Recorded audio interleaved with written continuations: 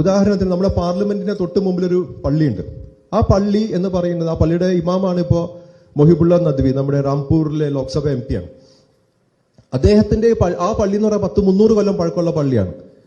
അപ്പൊ ആ പള്ളിയുടെ രേഖകൾ എന്ന് ചോദിച്ചു കഴിഞ്ഞാൽ വേറെ രേഖകളൊന്നുമില്ല. അത് ഈ പറയുന്ന പോലെ വഖഫ് ബൈ യൂസർ എന്ന രീതിയിൽ അവിടെ വഖഫിന്റെ ബോർഡിൽ രജിസ്റ്റേർഡ് ചെയ്തിരിക്കുന്ന ഒരു സ്വത്താണ്.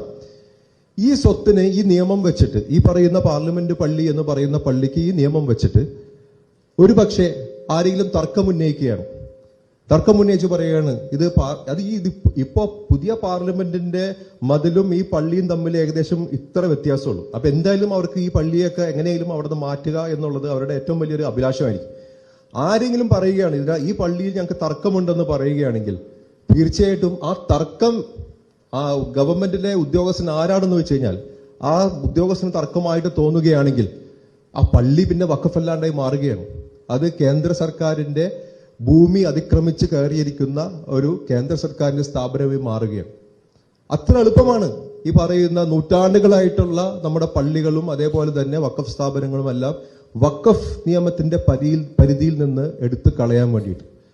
അപ്പൊ അത്രമാത്രം കിരാതമായിട്ടുള്ള ഒരു നിയമമാണ് ഇത് എന്നുള്ളതിനകത്ത് യാതൊരു സംശയവുമില്ല. ചെയ്ത് പാർലമെന്റിൽ പാസ്സാക്കി രാഷ്ട്രപതി ഒപ്പുവെച്ചു, പക്ഷെ അതിലിപ്പോഴും ഒരു കൃത്യത ഇല്ല എന്നുള്ളതാണ് സുപ്രീം കോടതിയിൽ നിന്ന് മനസ്സിലാക്കുന്നത്. ഈ വഖഫ് ഭേദഗതി നിയമത്തിൽ സർക്കാർ ഇപ്പോ ഇന്നലെ സമയം ചോദിച്ച് 24 മണിക്കൂറിന് ശേഷം സുപ്രീം കോടതിയിൽ വന്നിട്ട് അവർക്ക് ഒരു ഉത്തരവും ഇല്ലാതായപ്പോ അവര് പറഞ്ഞതെന്ന് വെച്ച് കഴിഞ്ഞാല് സുപ്രീം കോടതി ഇന്നലെ പാസ്സാക്കാൻ പോയ ഇടക്കാല ഉത്തരവ് ഞങ്ങൾ തന്നെ സമ്മതിക്കുകയാണ് എന്ന് പറഞ്ഞ് അവരുടെ സ്റ്റേറ്റ്മെന്റിന്റെ പുറത്താണ് ഇന്നിപ്പോ ഇടക്കാല ഉത്തരവ് സുപ്രീം കോടതി പാസ്സാക്കിയത്.